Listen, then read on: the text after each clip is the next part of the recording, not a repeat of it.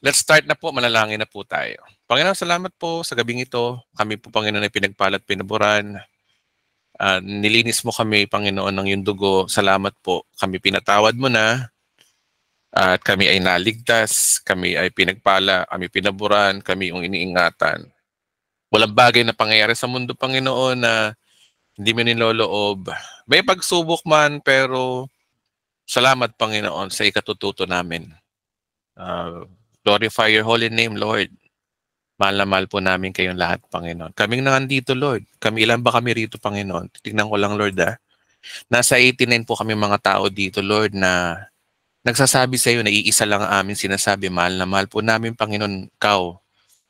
Bagaman naniniwala kami, Lord, na wala kaming kakayanan magsalita ng mahal ka namin. Pero yun ang totoo, Lord. Mahal na mahal po namin kayo, Panginoon. Kaya salamat po sa gabing ito. Pag-aaralan po namin ang iyong salita. Ang ngalan ni Jesus. Amen. Palakpakan natin si Lord. Okay. So, guys, kakaiba po yung gagawin natin ngayon. We will have reaction video. Medyo kakaiba ho ito ngayon, ano? Ang reaction video po natin ngayon gagawin, expect nyo medyo matagal to kasi reaction video to eh. Oo. The Lord convicting me na magkaroon ng reaction video dun kay Pastor Ed Lapi sa kanyang video. Kung totoo ba talaga nagtuturo siya ng Marcionism o talagang naliligaw na si Pastor Ed Lapis, ay isa-isahin natin ng walang bias, walang anumang, ano ba yun? Walang putol-putol video. May putol-putol video pero kompleto, guys. Ang hirap naman kasi tapusin to, 1 oras to eh. Nakakaya naman sa inyo. So, kunin ko lang yung mga highlights at panoorin nyo na lang in the whole, pero iisa-isay natin. Okay. Let's go. Let's jump. May pakita muna ako sa inyo, no? Alam nyo, dapat kasi nating maintindihan yung turo ni Pastor Ed Lapis is all about grace and law. Law and grace talaga. Kaya nung nilalantad ni Ed Lapis ang about full grace, about law, si Satanas kumikilos, ayaw gustong i-degrade ni Satanas si Ed Lapis, kaya gumamit siya ng mga ibang mga malicious post sa Facebook na pinapakita na kulto na raw si Ed Lapis sa puntong, ewan ko kung totoo to, kung binaban na ba siya ng 702 DZAS, I don't know. Pero ngayon, ilantad natin si Satanas kung totoo ba talaga na si Ed Lapis ay Marcionism. Okay. Let's start with this one. Ano ba ang Marcionism? Ang Marcionism po kasi, sila po yung mga group of people na 18th century ni Marcion na nagtuturo na nagalit sila sa Diyos ng Old Testament. Hindi sila naniniwala sa Old Testament. Meron kasing religion ng araw na tinatawag na Gnostic. Madaling ko lang, ayoko na lang magpakita ng mga document. Basta ito talaga ay legit na aking pag-aaral na ang tao noon, ang mga Gnostic galit sa Christian kasi ang Gnostic naniniwala na never na magsakatawang tao ang Diyos. Okay? Pero itong si Marcion, Gnostic to eh. Hindi siya naniniwala na ang Diyos nagsakatawang tao, na nanatiling Diyos pa rin siya. From Gnostic, naging Christian siya eh. Kaya naniwala siya na yung paniniwala niya na yung Diyos nagsakatawan tao, pero yung Diyos sa lumang tipan ay evil talaga. Ayon sa ano niya, I don't know kung ganun ba talaga, pero dinedegrade niya. Ngayon, kinukumpara daw si Ed Lapis, nagtuturo daw ng ganun. Na ang mensahe daw ni Ed Lapis ay nagtuturo daw siya ng Marcionism na yung Diyos daw sa Old Testament ay devil, si Jesus daw yung ganun eh, ganun ang mga accusations nila eh. Pakita ko sa inyo accusations nila. Wait lamang po. Gaya nito, ito, mamaya bida sa atin tong isang to. Mamaya play natin to. Kung ang mga perverted gospel ay pinapahiya ang mga full grace, siguro, sad to say, iba ang personality ko. It's time naman na ilantad din sila sa side natin. Sorry guys, this is my personality. Alam ko na iba disagree sa ginagawa ko na hindi mo na dapat sila pinapatulan, etc. etc. Pero no, this is my ministry. It is my ministry to expose and give the truth. Okay? Kung hindi mo to hahaluan ng tapang, walang mangyayari eh. Okay. Sila, ibang nagtuturo ng full grace, hindi ko sila gagayahin na sila ay passive lang. Iba ho ako, offensive po talaga ako. Wala kayong magagawa. This is my design. This is my God's desire. So I hope na-respect nyo ang aking personality na ganito talaga ako. I expose the truth. Lalo na't pinaglalaban ko naman dito yung gospel eh. Ito, beware of this false teacher. Ito, kaway-kaway sa'yo, no? Jairo Lopez Tuson, expose kita. Sabi mo kasi, false teacher and one of the verse cons, wala naman basa-basa whole book or chapter, Hay nako, Marcionism talaga, o, di ba? May tawa pa talaga, halatang tawang demonyo no? Judgmentalism kagad, hindi nila pinanood mo na yung buong video. Kagaya nitong Cherish Christ na page na to, ingat kayo dito false teacher daw si Ed Lapis. Ito, mamaya to itong si Joy Manangbang ba to? Ay, ewan ko sino to. Ay hindi, yung Living Hope Ministry, mamaya sa atin yan. So, yun ang inaakusahan tanong, totoo ba talaga na ang tinuturo ni Ed Lapis is all about devil yung Old Testament God na si Yahweh, darkness daw at light si Jesus. Totoo ba talagang ganun ang turo ni Ed Lapis? Yun ang tanong natin dun eh.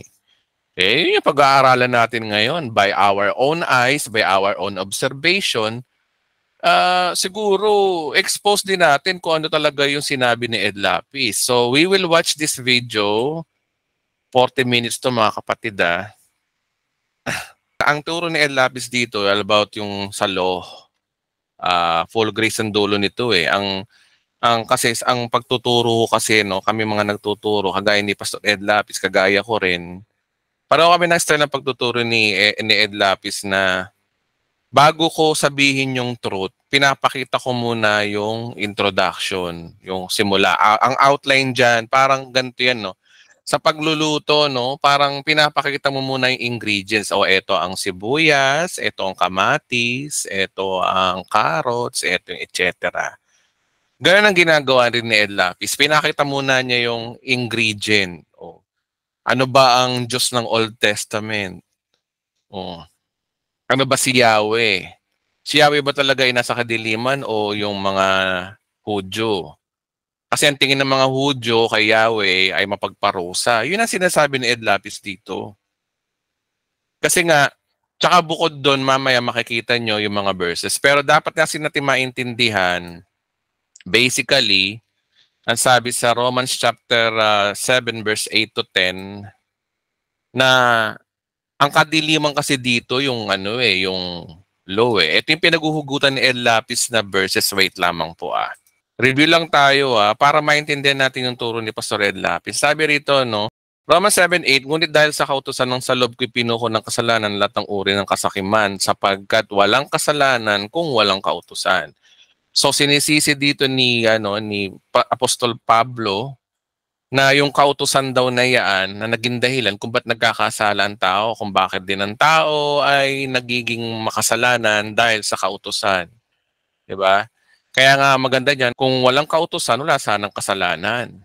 Yun yung spirit of the law na binabanggit ni Ed Lapis na yung Yahwism na sinasabi ron, hindi naman si Yahweh ang sinasabi niya nasa kadiliman dun kundi yung paniniwala ng mga Hudyo about law. Kasi nga, masyadong under the law itong mga Hudyong ito. Kaya nga sabi rito, nung unay namuhay ako ng walang kautusan, subalit dumating ang kautusan, nabuhay ang kasalanan. Ang linaw ng verse, di ba? Ang nagkakasala ang tao dahil sa kautusan. At ako'y namatay, at ang kautusang dapat sana magdulot sa akin ng buhay, ay nagdulot sa akin ng kamatayan. So nasa kautusan ang kasalanan. Okay? At maliwanag naman sa kung kailan binigay ang kautusan, alam naman natin, nagsimula lahat ng ito nung panahon ni Moses. Diba? Kaya nga ang sabi sapagkat si Kristo ang kaganapan ng kautusan, mapapawalang sala sino mang sumampalataya sa Kanya. Sinabing kaganapan, natupad niya ang kautusan. Mamimimiloso po sa akin, di ba may sinasabi sa Bible na na si Jesus Christ ay Hindi niya pinawalang bisa ang kautusan. Basahin natin mabuti. Ang sabi kasi sa Mateo yun eh. Sabi ni Jesus Christ dito, no, huwag ninyong akalaing naparito ako ipawalang bisa ang kautusan. Yes, ang kautusan ay may bisa talaga. Kautusan, ano ba ang kautusan? Kailangan mamamatay para mabayaran ng kasalanan ng tao. Hindi niya inabolish yun. Ang ginawa niya, naparito ako hindi upang ipawalang bisa talaga. Kundi ang mga yun ay upang tuparin. O. Di ba ang kautusan, para matapos ang kautusan, kailangan mong tuparin. Hindi niya inabolish ang law. Totoo yun. O. Pero ang ginawa niya, tinupad ni Jesus Christ ang kautusan. Kaya pagdating ng Romans chapter 10 verse 4, yun yung sinasabi kanina, na Christ is the end of the law. Oh. Ibig sabihin, ang relasyon mo sa Diyos ay hindi na base sa kautusan. Dati, ang relasyon ng mga Hudyo sa Diyos, puro kautusan. Pinaparusahan sila ng Diyos kapag hindi sumusunod sa kautusan. Kaya yung Yahwism na sinasabi dito ni Pastor Ed Lapis, ito yung about sa mga Hudyo na mahilig sa law. Oh. Ngayon, para mas maging malinaw, panoorin natin kung totoo ba itong sinasabi ko na analyzation, ano?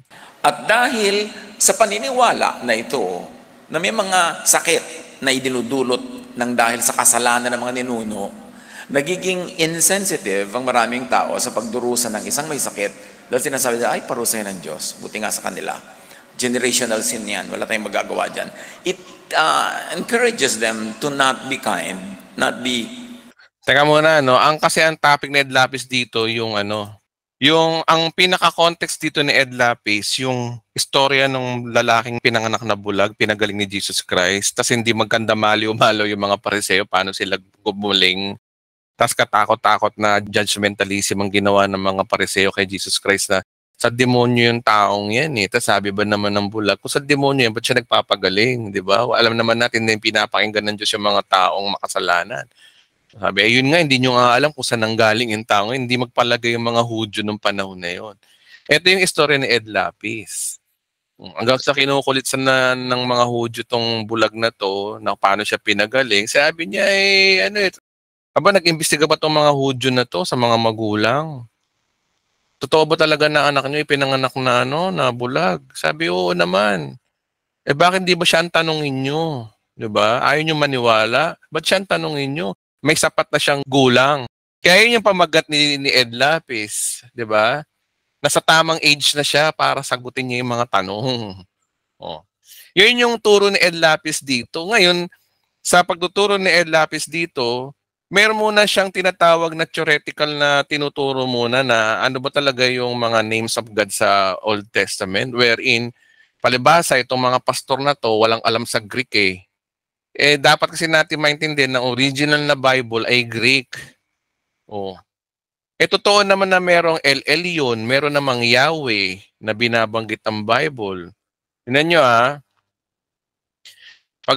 panoorin muna natin to, no? Yung sinasabi ni Ed Lapis. Dito tayo sa 4. Habang may araw pa, darating ang gabi kung kailan wala nang makakapagtrabaho. Sino ang nagsugo kay Jesus?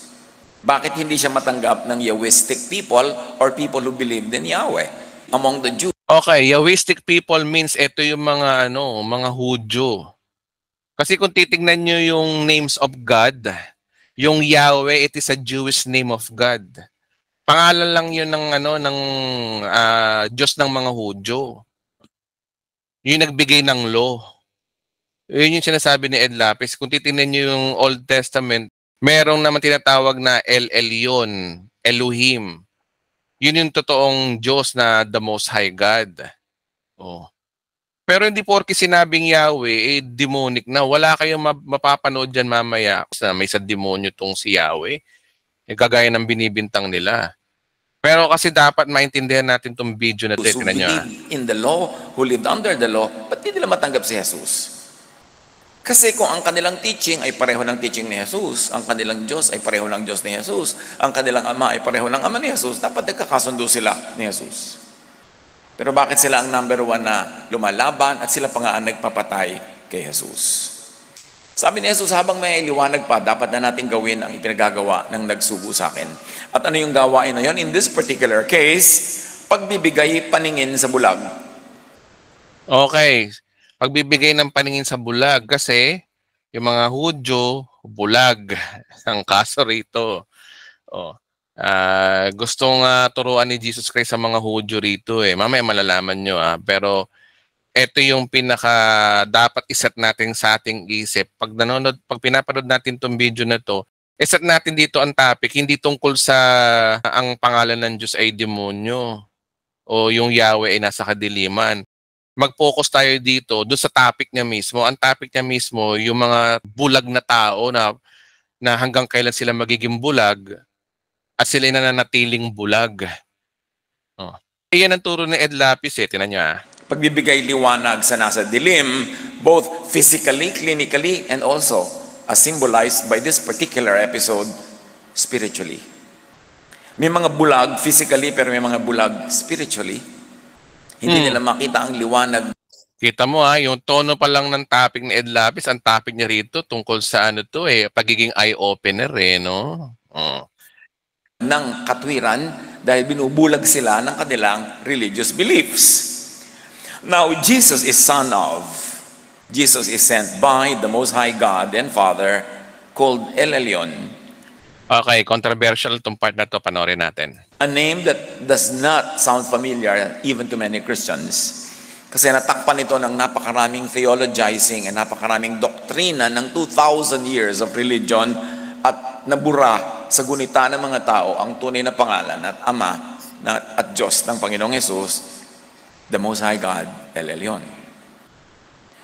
Mabuti pa yung tinatawag na masasamang espiritu na tumitira doon sa mga tinatawag na possessed. Paglapit sa kanila ni Jesus, kilala nila agad. Luke 1:32-33, He will be very great and He will be called the Son of the Most High. Yan ang tinuro tungkol kay Jesus. At si Jesus ay kinilala ng napakaraming mga espiritu. Son of the Most High God, why did you come? Are you going to torture us? What will you do with us? Now, the Most High God is El Elyon, Elohim. Pag binasa natin ang Old Testament in the original Hebrew, yan ang pangalan ng Diyos. But it is... totoo naman yun eh. Sa susunod na week, iisa-isay natin yung Old Testament names of God. Sabi ko nga sa inyo, mahabang panahon tayo na goyo ng translation eh. Pag sinabing God, ang dami pala noon. Merong El Elohim, El Elyon, merong Yahweh o YHWH. Yun yung na-discover ni Ed Lapis. Ako hindi ko alam to pero it seems na ganun. Pero hindi nangangahulugan na sinasabi ni Ed Lapis dito na darkness yung Yahweh. Hindi yun. Mamaya malalaman nyo rito kung sino yung darkness. Hindi yung Yahweh. Tingnan nyo panoorin pa natin. Loosely translated into English as just God.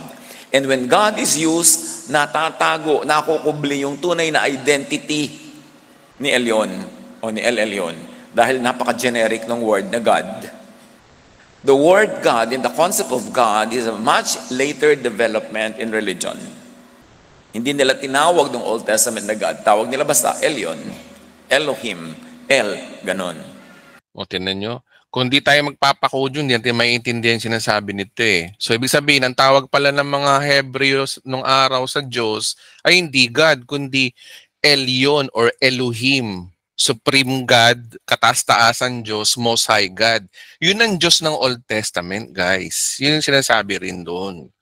Okay, pagpatuloy natin mamaya kung ano yung Yahweh. Kaya ina-encourage ko na magbasa tayo, especially ng Old Testament, in the original Hebrew. But because we cannot read it in its entirety in Hebrew, read the Names of God Bible version, where the names of God are not translated into the English God, kundi sinasabi talaga kung Elyon yan, kung El yan, kung Elohim. Meanwhile, as we have said, the Most High is El, Elyon, Elohim. Yan sa complete name and title. It helps to understand the details of the story when you go to the real name. Now, El or El Elyon is the proper branded name. Elohim is the generic title translated as God.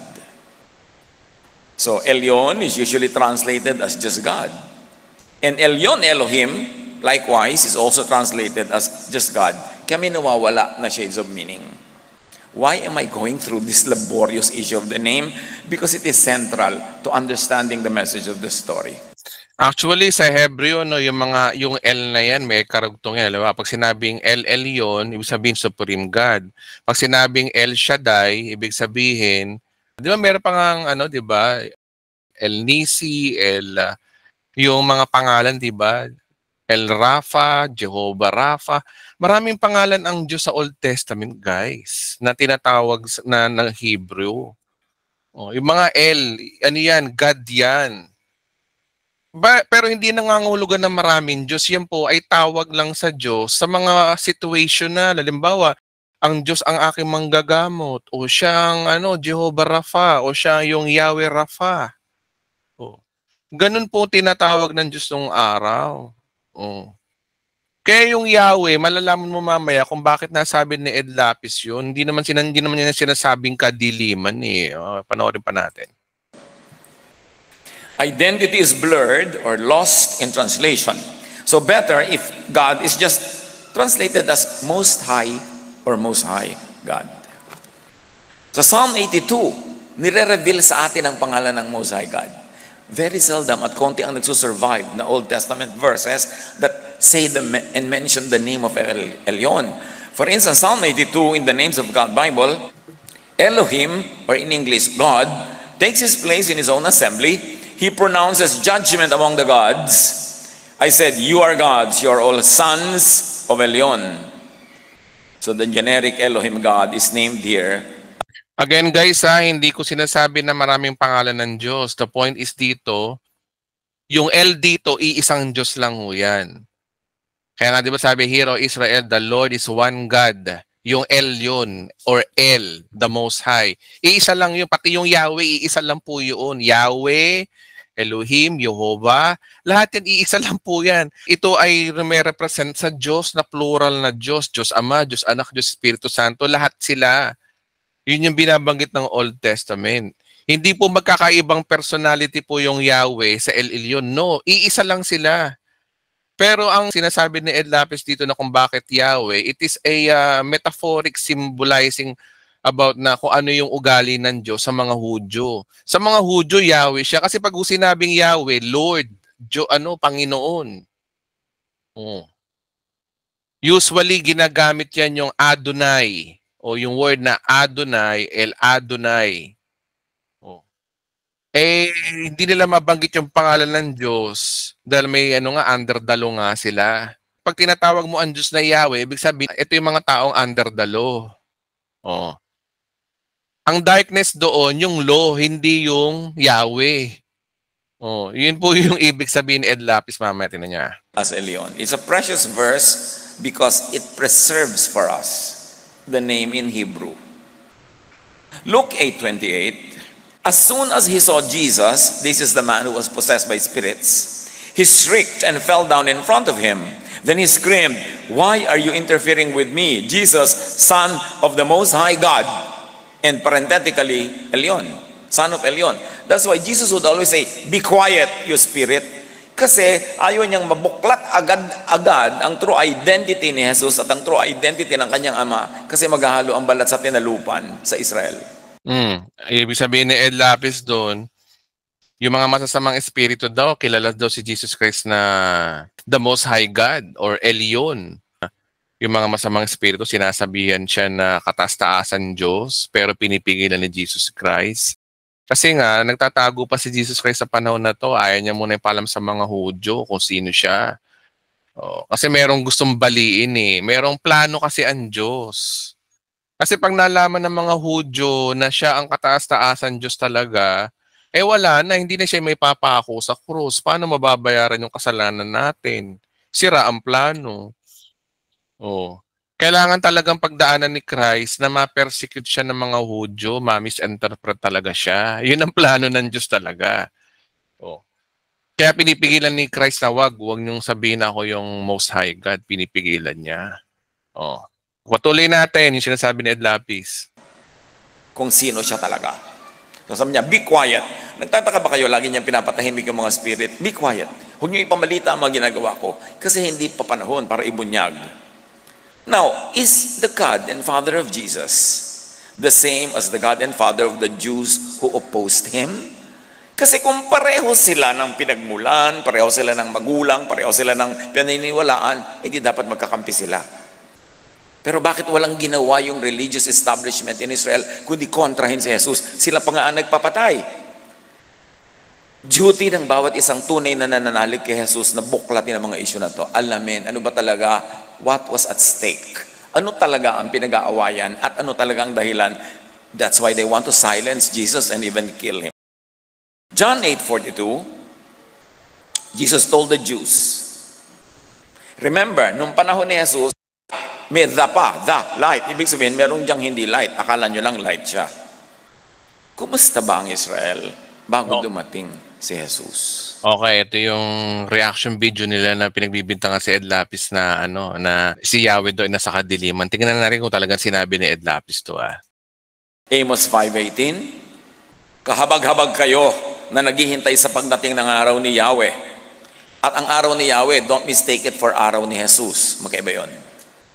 Kahabag-habag. Okay, but sinabi ni Ed Lapis na iba yung araw ni Yahweh sa araw ni Jesus. Yung araw ni Jesus, ito yung kapanganakan niya, yung first coming. Yung araw ni Yahweh, ito yung mangyayari sa tribulation age. Ang problema lang kasi kay Pastor Ed Lapis, mahina siya sa end times talaga. Hindi niya, yun ang problema ko sa kanya. Pero tama yung sinabi niya, yung araw ni Yahweh, ito yung second coming of Christ. Tayong mga nakakalam ng end times. Kaya nga, nung araw na yun, magiging kadiliman, hindi kaliwanagan. Kasi talagang tribulation ang prophecy na to Okay? Ito lang ang gusto kong idagdag, ilinawin dito. Hindi sinasabi ni Ed Lapis na iba si Jesus, iba si Yahweh. Si Yahweh, si Jesus, iisa lang yun. Ang gusto lang ipunto ni Ed Lapis dito, yung mukha ng Diyos sa iba't ibang panahon at mukha ng Diyos sa iba't ibang mga tao. Okay? Kapag under the law ka, galit ang Diyos sa'yo. Kapag under grace ka, hindi galit ang Diyos sa'yo. Yun ang sinasabi ni Ed Lapis dito. Mamaya maintindihan nyo kung bakit niya nasabi yan. Kayo. Kagaya nga ng sinabi ko sa inyo kanina, nilalatag pala niya yung ingredient, itong mga to, hinusgahan kagad. Sinasabi pa lang niya yung ingredient. Mamaya lulutuin niya sa 30, dito mula 30 minutes pataas. Maganda na dito 30 minutes pataas kasi dito mula 1 minute hanggang 30 minutes, talagang puro ingredient dyan. Pero pagdating ng 30 minutes pataas, makikita niyo yung totoong tinuturo ni Ed Lapis, full grace palang tinuturo niya. Tingnan natin. Na naghihintay sa pagdating ng araw ni Yahweh, yon ang magiging araw ng kadiliman, hindi ng kaliwanagan. So as you can see here, kita-kita agad yung contrast. Jesus comes as light. Tsaka pangatlo, kita-kita naman sa verse, di ba? Hindi naman si Ed Lapis may sabi nun. Sinabi na nga ng Bible lang sa kadiliman. Ano yun? Ano, kukontrahin mo ba nila yun? Bible nga may sabi. Araw ni Yahweh, araw ng kadiliman. Nasa Bible naman Hindi naman si Ed Lapis may sabi nun binabasa lang niya yung yun ang problema sa mga tao talaga. Biblia na nga, ang sarap isupalpal sa mukha yung Biblia sa kanila para malaman nila na, hoy, hindi kami may sabi niyan, Bible na nga Ang ginagawa ni Ed Lapis, pinag-aaralan nga. Ito mga to, husga ka agad Basahin na, panoorin pa natin. Light, and Amos tells us that ang araw ni Yahweh is a darkness, kadiliman, hindi kaliwanagan. Zephaniah 1:14-15, malapit na ang araw ni Yahweh, yon ay araw ng poot. Okay, kailan ba yung araw ng poot ni Yahweh, ng ating Panginoong Jesus? Sa tribulation age. Yung Yahweh dito, Diyos din to, iisang Diyos to, hindi to ibang Diyos. Ligalig at dalamhati. Araw ng pagkasira at pagkawasak. Araw ng kadiliman at kalungkutan. Araw ng maitim at makapal na ulap. Then Jesus comes declaring peace, love, rest. Yung sinasabi ni Ed Lapis, second coming yon. Yung Jesus come, ito yung first coming. Kinukumpira lang niya. Pero hindi niya sinasabi na yung ibang Yahweh yung binabanggit. Hindi, pareho lang po yun. Ibang-iba. 2 Samuel 22:12, he, meaning Yahweh, surrounded himself with darkness. Okay, tingnan natin yung verse na yan He surrounded himself with darkness. Totoo bang sinabi ng Bible yan? Unfairness naman sa iba, di ba? Wait lamang po. 2 Samuel 22:12. And he made darkness pavilions round about him dark waters and thick clouds in the sky. Sino yung round about him? Yung darkness. He made darkness. Alam nyo mga kapatid, no? Ganito lang yan mga kapatid eh. Remember, ang kautusan, malalaman mo ang kasalanan. Pero kung walang kautusan, walang kasalanan. Ang Diyos, walang kautusan. Okay? Totoo naman pumatay ang Diyos. Totoo naman yan, di ba? Sa Old Testament, marami siyang pinapatay na tao. Totoo naman po yun eh. Kailangan pa ba natin magbuklat ng Bible? Darkness yun sa mata natin, pero sa Diyos yun, justified yun. Yung mga nagrebelde kay Moses, 'di ba? Nilamon ng lupa. Guys, tingnan niyo understanding din. Ang Diyos ang may bigay ng buhay, ang Diyos ang may kredibilidad na bawiin ng buhay. Ibig sabihin, huhusgahan mo ang Diyos na masama ang Diyos. Hello? Created being ka lang. Karapatan ng Diyos na kumuha ng buhay. Kung tutuusin nga ang lahat ng pagkamatay ng tao dito sa mundo, may kapahintulutan ng Diyos. So lumalabas talaga ang Diyos ang bumabawi ng buhay. Sino ang gusto niyong bumawi ng buhay? Si Satanas? Yung mga nagsasabi na si Satanas ang bumabawi ng buhay, insulto sa Diyos yun. Ang Diyos lang may karapatang bumawi ng buhay kasi siya ang gumagawa ng buhay. Kaya nga lang kasi yung isa niyang kasamang pastor na nagturo ng mali daw, wherein, ewan ko I don't know. Masyado naman kasing brutal na pumapatay ang Diyos. Totoo naman yung real talk. Kasi itong sila Pastor Ed Lapis, mga real talk na tao to, parang ako itong mga to eh. Yung bang real talk, hindi na yung sugar-coated. Ano pagkakaiba na magpipreach ka na ang Diyos, ito yung mga sugar-coated eh. Ang Diyos ang bumabawi ng buhay dahil sa siya ang may-ari ng buhay. Yun yung mga sugar-coated. Pero in real talk, ang Diyos ay pumapatay talaga. Ano ba kayo? Diyos ko? Ano masama doon sa sabi mo, ang Diyos pumapatay? Totoo naman na biblical ang dami. Kailangan bang isupalpal sa mukha niyo yung verse? Di ba? Obvious naman talaga na ang Diyos talaga pumapatay. Pero sabi niya, huwag kang papatay. Pero siya pumapatay. Well, hello, hindi mo pwedeng, kine-question mo ang Diyos? Bible nga may sabi na pumapatay siya eh. Siya nagbabawi ng buhay eh. Sige, bigyan ko kayo ng example. Yun na lang, alam niyo naman di ba yung kay Noe, lilipulin daw niya yung tao sa daigdig. Yun ilang tinan nyo? Yung kay Noah, ano yun? Bumuhay ba ang Diyos doon? Pumatay ang Diyos doon. Pumapatay talaga siya ng tao. Kaya nababanggit yung mga verses na to na He made darkness pavilions around about Him, dark waters. Kaya nasasabi sa Bible to. Hindi naman to sinasabi ni Ed Lapis eh. Sinabi ba ni Ed Lapis to? Bible may sabi ho niyan eh. Ewan ko lang patuloy natin ang panoorin yung pinapanood natin. Psalm 97, 1-2, Yahweh rules, darkness surrounds Him.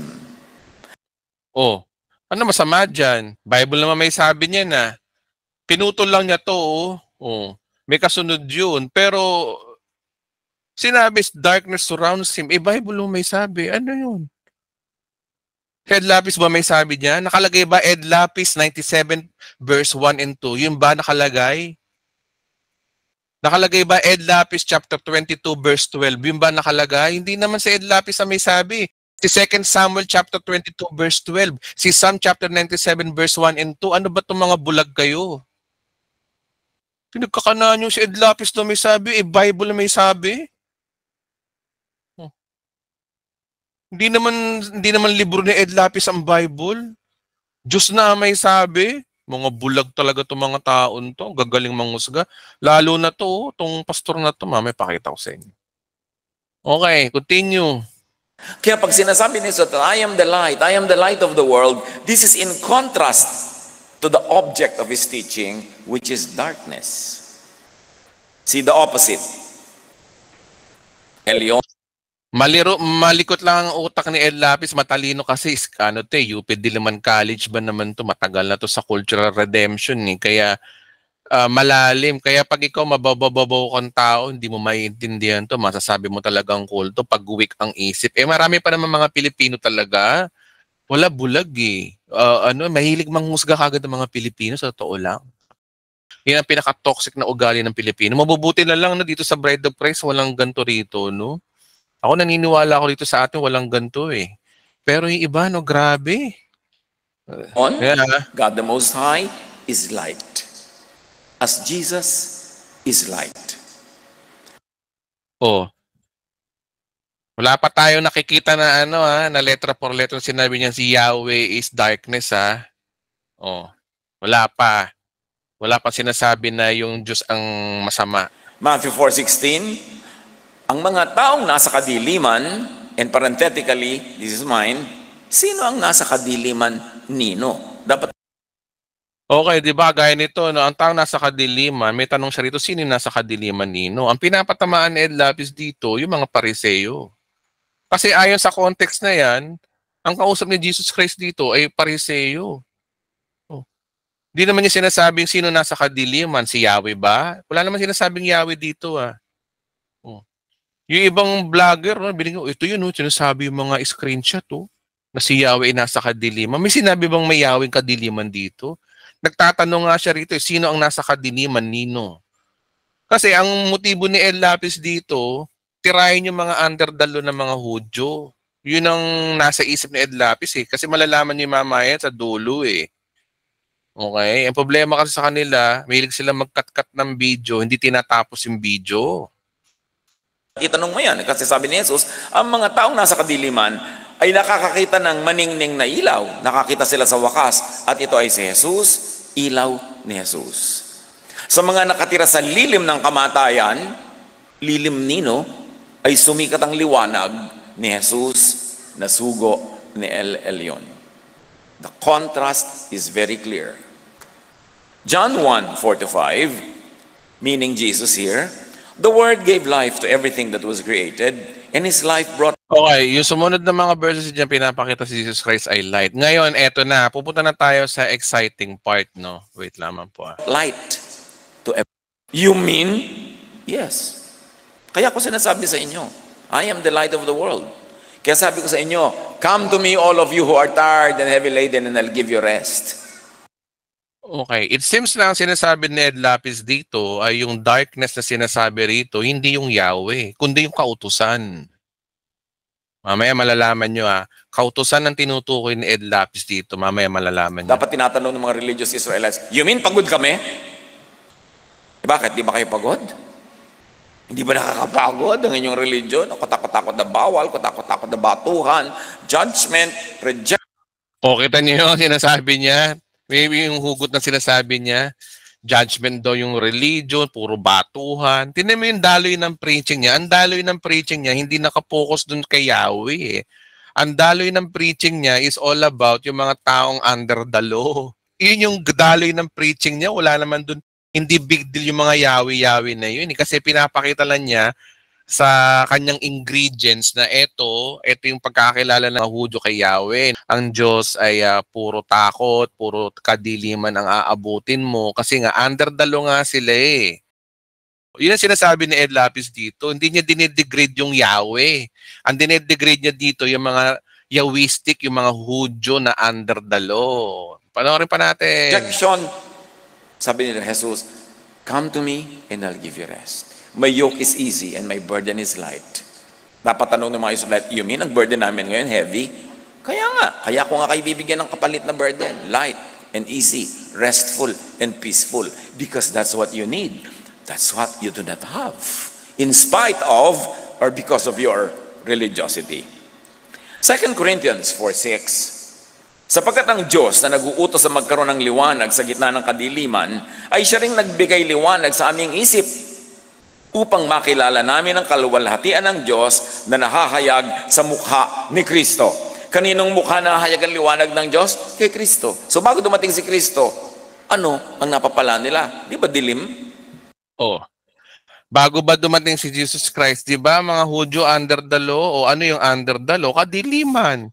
Kagaya ng binasa natin kanina, ang dahilan kung bakit madilim ang kautusan kasi nga Ang kautusan na nagiging sanhi ng pagkakasala dahil ang tao talaga ay makasalanan. Oh, that is the logic. Kaya nga dumating para magpaliwanag. So nasa kadiliman ba mga Israelites? Alam natin yung sagot. Kaya dumating. Ayan, no? Hindi naman si Yahweh inaatake niya rito. Israelita talaga tinitira ni Ed Lapis. Nasa kadiliman ba mga Israelites? Di ba? Ang target ni Ed Lapis dito, hindi yung si Yahweh ang kadiliman, kundi yung mga Hudyo na mga under the law talaga. Tingnan niya, mamaya malalaman. Si Jesus as light. Ephesians 5:14, at nalalantad ang lahat dahil sa liwanag. Gumising ka, ikaw na. Nakatawa na natin yan, tayo sa gitna. Patungo na dito yan eh. 30 minutes, go. Luke 6:6-11, sinabi ni Jesus sa mga tagapagturo ng kautusan at mga pariseo, tatanungin ko kayo, alin ba ang naaayon sa kautusan? Ang gumawa ng mabuti o ang gumawa ng masama sa araw ng pamamahinga? Ang magligtas ng buhay o ang pumatay during the Sabbath? Ito kasi istorya na yung tinutulog sa si Jesus Christ. Ba't ka nagpagaling araw ng Sabat, dapat namamahinga ka? Hindi, nagkakasala daw sa kautusan. Sabi, ano bang maganda, yung gumawa ng mabuti o yung wag kumilos? Eh sila nga dyan, araw ng Sabat, patay ng hayop eh. O, sila rin works ng works, di ba? O, ano kasi masyadong itong mga Hudyong to, masyadong no, yung legalistic. Parang yung mga pastor ngayon na mga perverted, ganyan-ganyan sila eh. Oh, mamaya ilalarawan natin yung mga pastor na perverted dito sa mga Hudyong to ah. May swipe dito. Makiramdam tayo mga kapatid. Sino ba ang pumapatay during the Sabbath? Isang katerbang hayop ang pinapatay nila during the Sabbath. Kasi sabi niya, ano bang mabuti? Gumawa ng mabuti o pumatay during the Sabbath? Kayo, patay kayo ng patay. Kawawa mga biktima nyo. Ang dami-dami mga hayop, ang dami-dami mga nasa-sacrifice. Actually, dahil wala tayo doon sa panahon na yon, we are removed from time and place. Hindi na natin nararamdaman yung no one. Oh, nasa na yung Yahweh dito, nasa kadiliman. Iba na topic ni Ed Lapis. 30 minutes na to ha. Hindi nila pinanood tong part na to eh. Oh, nasa na yung Yahweh kadiliman dito? Oh, di ba? Oh, panoorin pa natin, baka meron sa dulo. Ng conversation. Pero kung tagarong ka, alam mo agad ang tinutumbok ni Jesus. Na merong mga pumapatay during the Sabbath. Sabi, ano mas mabuti sa atin? Yung nagpapagaling, ang daming pinapatay. Eh kayo naman, pag pumapatay ng mga hayop, di ba, work din yan? Nakakapagod din yan. Ang dami yung kinakatay. So, anong reaksyon? Nagngit-ngit sa galit ang mga tagapagturo ng kautusan at mga pariseo. Siyempre, tinamaan sila eh. At pinag-usapan nila kung ano ang masamang maaari nilang gawin kay Jesus. Napakabakulay yung mga kwentong ito kung atin lang talaga pagbibigyan ng pansin. At huwag natin siyang basahin from the usual religious lenses na kinalakihan na natin at narinig na natin linggo-linggo, buwan-buwan, taon-taon, dekada-dekada, pero wala namang talab. Kasi nga, may mga lenses eh. Dapat mo puntahan yung deep heart. Alam niyo yung sinasabi ni Ed Lapis na lenses? Oh. Yung bang panagbabasa ka ng Bible, kung ang tingin mo sa Bible ay by works, lahat ng makikita mong verse sa Bible, puro by works. Di ba? Oh. Pag ang tingin mo sa Bible ay, ang lens mo ay by grace, lahat ng nakikita mo, si Jesus Christ ay by grace. Ganyan ang sinasabi ni Ed Lapis. Minsan kasi tayo, may mga biasness talaga tayo eh. Di ba? O, halimbawa, magbigay ng example, no, yung isang kapitbahay mo, yung isang teacher mo, no, pinakilala sa iyo. Wala ka pang alam tungkol sa kanya, pero yung may nagbulong sa iyo, yan, chismosa yan. Yan, mabaho, kilikili niyan. Hindi nag-aahit yan, ganun-ganon. Kaya tuloy, ang tingin mo doon sa taong yon, hindi pa nagsasalita ng tinatapos, ang tingin mo kaagad, ganun na ang ugali. Ibig sabihin, naunahan ka na, nagkaroon ka na ng initial na idea. Ganun po kabayas ang tao. Ganun din po sa magbabasa ng Bible. Marami mga tao na Iglesia ni Cristo ko, si Cristo ay tao. Pag binasa mo ang Bible, hahanap ka ng verse na si Cristo ay tao. Oh. Yun ang nangyayari ho dun eh. Kaya yun sinasabi ni Ed Lapis dito, no? Of the matter. By His actions, Jesus shows na iba ang Diyos niya sa Diyos natin.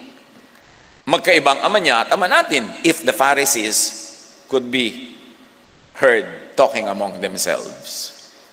Okay.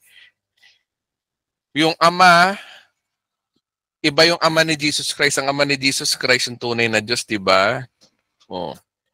Yung ama ng mga Hudyo, iba yung pagkakaintindi nila doon sa Yahweh. Akala nila Yahweh magagalitin. Akala nilang Yahweh walang mercy dahil nga under the law sila. Oh. So ang inaatake dito ni Ed Lapis, yung mentality ng mga Hudyo. Hindi yung Yahweh, hindi yung si Yahweh mismo. Kasi si Yahweh naman, alam naman natin technically, si Yahweh ay siya rin yung Kristo. Siya rin yung si Jesus Christ din yung Old Testament eh. Kaya walang pinagbago ang Diyos ng Old Testament sa New Testament. Nabago lang yung covenant. Okay? Guys, hindi ho nagbago ang Diyos. Hindi siya nagbabago. Siya yung noon, ngayon at magpakailanman. Ang nababago lang po ay yung covenant. Okay? Crystal clear po yun ha. Di po tayo nagtuturo o si Ed Lapis ay hindi nagtuturo dito na iba ang Diyos sa Old Testament, iba ang Diyos sa New Testament. Ang sinasabi ni Ed Lapis dito, iba yung pananaw ng mga Hudyo. Iba yung pagkakilala nila sa tunay na Diyos ay magagalitin, pero yung tinuturo ni Christ by grace. Ang pananaw ng mga Hudyo sa Diyos ay by law. Ang pananaw naman ni Jesus Christ sa Diyos ay by biyaya. Yun yung sinasabi ni El Lapis dito na iba yung Yahweh. O, hindi si Yahweh yung iba, kundi yung pagkakakilala ng mga Hudyo kay Yahweh. Yun ang ibig sabihin dito noon. Then Jesus drops the bomb. Ito ang pinakamalaking bomb ever dropped on the planet.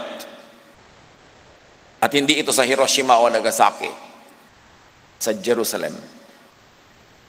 John 8:41-44, di ba pinag-uusapan kung sinong ama? Sabi ni Jesus sa mga relihiyosong kaharap niya, ganyan kayo, magagalitin kayo. You are imitating your real father. Your, not our.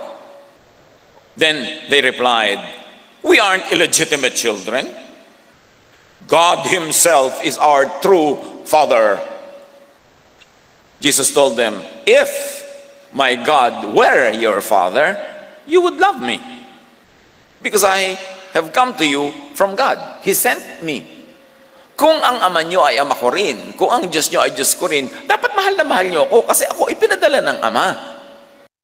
Okay, di ba ganyan din ako minsan? Iba palang Kristo yung tinanggap mo. Ibang Diyos yung, Kristo yung binabanggit namin Kristo yung pagkakakilala nila.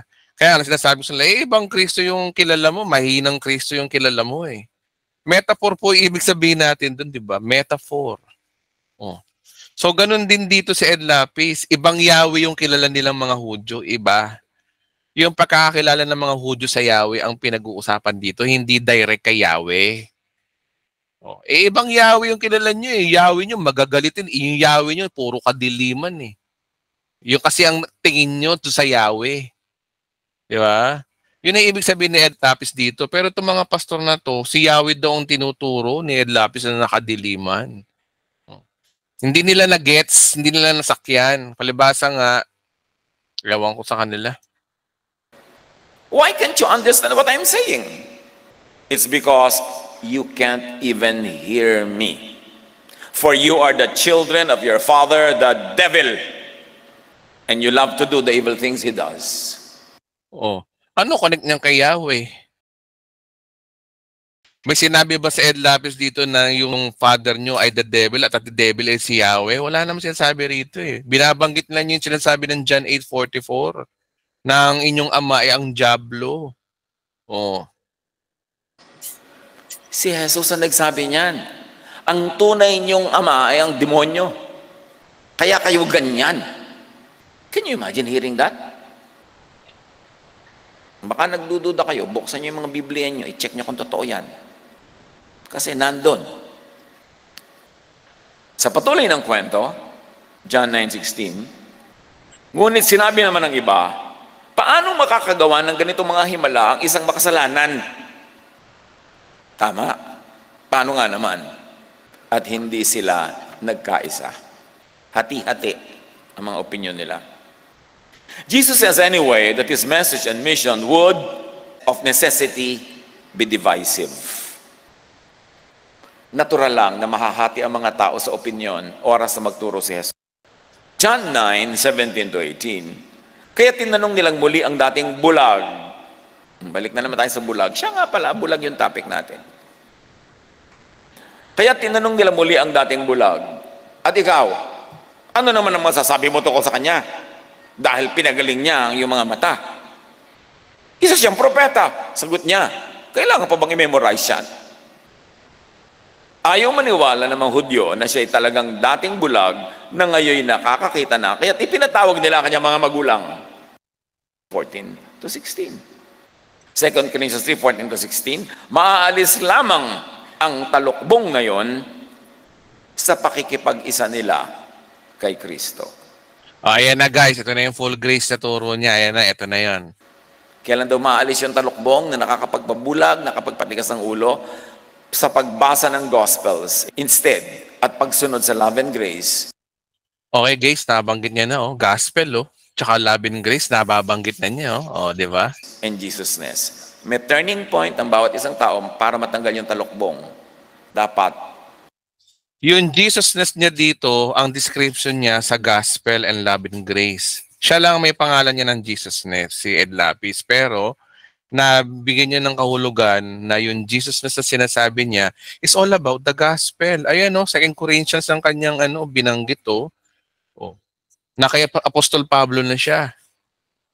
Mag-shift ka to grace. Mag-shift ka to Jesus. Mag-shift ka sa love. Narinig niyo yon? Mag-shift ka sa grace. Mag-shift ka kay Jesus. Yung palang topic ni Ed Lapis dito. Then, parang unti-unting magliliwanag ang lahat at maiintindihan mo ang mensahe ni Jesus. 2 Corinthians 3:14-16, hanggang ngayon, may talukbong pa ang kanilang isip tuwing binabasa nila ang mga aklat ni Moises. Isipin nyo yan. Nakakapagpadilim ng judgment kung nakababad ang utak mo sa law. Okay, yung sinabi niya, nakakadilim daw ng judgment kapag nakababa daw yung utak daw natin sa law. Di ba? Full grace na to Kapagpadilim, nakakabulag ang pagbasa ng mga alak ni Moses ng law. Yan ang sabi ng 2 Corinthians 3:14-16. Kung ayaw nyo, makipag-away kayo sa 2 Corinthians, huwag sa akin, tagabasa lang ako dito. Tama, di ba? Di naman siya talaga may sabi nun 2 Corinthians na may sabi nun, di naman sa Ed Lapis Pero ang linaw-linaw. At sa pagpapatuloy, 2 Corinthians 3:14-16, ngunit kapag lumapit ang tao sa Panginoon, naaalis ang talukbong. Gusto niyo talaga maunawaan si Jesus? Sa Kanya kayo lumapit, sa Kanya kayo maniwala, i-apply yung Kanyang mga katuruan, at lalong lilinaw ang lahat. A one-half Christian is a one-whole nonsense. If you're one-half in Jesus, one-half in Moses, one-half under the law, and one-half under grace, it will be a very confusing universe. John 9:19-23, sa pagpapatuloy ng kwento, ipinatawag yung mga magulang ng taong dating bulag. Anak nga ba ninyo ito? Talaga bang siya ipinanganak na bulag? Anong nangyari at nakakita na siya ngayon? Tanong nila. Patungo sa Jesusness, actually, yung issue. Kasi ang lahat ng sagot doon ay si Jesus. Pero, sumagot ang kanyang mga magulang. Ayaw nilang sagutin yung tanong. Alam naming anak namin siya. Check. At alam din namin siya ipinanganak na bulag. Check. Ngunit hindi po namin alam kung ano ang nangyari at nakakakita na siya ngayon. At kung sino ang nagpagaling sa kanya. Siya na po ang tanungin nyo. Nasa hustong gulang na siya. At yan ang title natin. He is of legal age. Sa wakas, lumabas yung title. Siya na po ang tanungin nyo. Nasa hustong gulang na siya. Makakapagsalita na siya para sa kanyang sarili. Ayaw nilang bigyan ng credit si Jesus. Kasi alam nila, kontra ang mga Pharisees kay Jesus. Kahit sariling anak nila na ipinanganak ng bulag ang nakakakita na ngayon, ayaw pa rin nilang bigyan ng credit si Jesus dahil nga bulag sila. Dahil nga nakababad sila sa mga Pharisees, nabubuhay sila sa takot. At ipinaliwanag din naman ng gospel. Ganito ang sinabi ng kanyang mga magulang dahil sa kanilang takot sa mga pinuno ng mga Hudyo. Sapagkat pinagkaisahan ng mga Hudyo na ang sino mang magpahayag na si Jesus ang Kristo ay ititiwalag sa sinagoga. Yahwism, Pharisees create fear. Joint together. Nabanggit niya yung Yahwism. Yahwism noon, ibig sabihin ng mga Pharisees, yung under the law. Hindi niya sinasabi yung Yahweh yung devil dito, kundi yung Yahwism dito, yung mga under the law talaga. Metaphor lang talaga sinasabi ni Ed Lapis, hindi yung direct na demonyo yung Yahweh. Fear. People are always afraid. Ito ang dahilan kung bakit sinabi ng kanyang mga magulang, siya ay nasa hustong gulang na. Siya ang tanungin nyo, he is of legal age. So parang symbolism. Yung taong yan, born blind, parang symbol ng Israel. Sabi ni Jesus, di ba? Hindi kasalanan ng mga magulang niya yan. Ipinanganak siyang ganyan, bulag siya para ipakita ang kaluwalhatian ng Diyos. Kasi ang taong yan ay simbol ng Israel na bulag, pero pwedeng makakita pag nagpahipo sa akin. Pwedeng bumukas ang mata, pasukan ang liwanag pag nag-submit sa akin. So, Israel was born blind to the truth, to the Most High God Elyon, and to the light, kaunawa man. Natutupad nga sa kanila ang propesiya ni Isaias na nagsabi, makinig man kayo ng makinig, hindi kayo makakaunawa kailanman. At tumingin man kayo ng tumingin, hindi kayo makakakita kailanman, sapagkat naging mapurol na ang isip ng mga taong ito. Mahirap makarinig ang kanilang mga tainga at ipinikit nila ang kanilang mga mata. Kung hindi gayon, sana'y nakakakita ang kanilang mga mata at nakarinig ang kanilang mga tainga. Nakaunawa na sana ang kanilang mga isip at nagbalik loob sila sa akin at pinagaling ko na sana sila. But as it is, this is not happening because people are blind, people are deaf, people are hard-headed because they insist on the law. They refuse the love of God through Jesus and they insist on the merits of following the law which no one could follow anyway. Kita niyo yun? Di ba? Kita niyo yung sinabi niya? Lupit ano? Panoorin pa natin. So they are bound to fail. They are bound to be tired. John 9:28-29. Then they cursed him and said, ayan na, lumabas na ang Yahwism nila. They cursed him and said, you are his disciple, but we are disciples of Moses. We know God spoke to Moses, but we don't even know where this man comes from. Who curses people and teaches them to curse? But mahilig mag-curse ng mga ito. Malakay 2:2, susumpain ko kayo at ang mga pagpapalang tinanggap nyo. Sa katunayan, sinumpa ko na mga yon sapagkat hindi nyo sinasapuso ang aking mga utos, sabi ni Yahweh. Puro utos, puro sumpa, puro parusa, puro takot, puro guilt, puro pahirap, puro pang-uusig, puro pagod. Yan ang napapala ng mga Israelites sa kanilang relihiyon. But Jesus, or the Most High God, does not curse. Romans 12:14, bless and do not curse. Effect na yan ng Jesusness. Sino dito ang narito ngayon kasi natiwalag kayo? Sabi kayo dyan. Alam niyo marami dito refugees. Di ba yung, naku, pagod na po kami doon, dito naman kayo. May pagod din dito, baka akala niyo puro holiday. Naku, puro po sikel, sakal. Okay, maluwag tayo dito kasi hindi naman tayo Diyos. We don't judge people. Pastor, ano pong gagawin niyo doon sa babaeng ganito? Gano'n, ay, bahala ang Diyos sa kanya, hindi ako Diyos. Huwag mo sa akin ibigay ang kaso, hindi ako judge. Basta relax here, hear the words, apply it in your life, wala magpupulis sa inyo, magbabantay at magsasakdal at magja-judge. Kung nagpe-fail kayong sundin, it's a business between you and God. Uy, ayaw ma-judge. Kita nyo, palakpakan yung mga tao. Pag talaga ang simbahan, ang church ay ospital, hindi judge. Meron kasi ibang simbahan, ganun, judge eh. Magkamali ka lang, titiwalag ka na. Mag-asawa ka lang ng unbeliever, titiwalag ka na. Ganyan po ang simbahan po ngayon, mga kapatid. Pinapakita talaga rito na ganyan din ng mga pariseo nung araw. Kaya pag ang simbahan nyo, panay-tiwalag, hindi po yan simbahan. Pariseo po yung mga simbahan na yan. Meron silang spirit of pagiging Pharisees. So, totoo lang, eto kapag ang isang pastor judgmental, pariseo po yan. Hindi po sila sa Diyos. Diba? Palakpakan yung mga tao dito na sinasabi nila, welcome kayo dito, hindi namin kayo i-judge. Ganun naman talaga si Jesus. Yun talaga ang dapat ating sundin. Rest, dapat. Hindi yung doon sa pinto ng church, ang daming maskara. Pag darating ka, kukunin yung maskara mo. Isuot na natin, magpapanggap na ulit tayo. Nasa church na tayo. Kailangan natin dito mag-pretend. Walang ganun. Because no one will judge you. It's between you and God. Our work is to declare the words of Jesus. What you do with it is your business. Dapat personal. So, this is Pharisees at work happening in the story, judging others at nagtiwalag. In reverse, Jesusless accepts people. So, dapat yung church, safe place.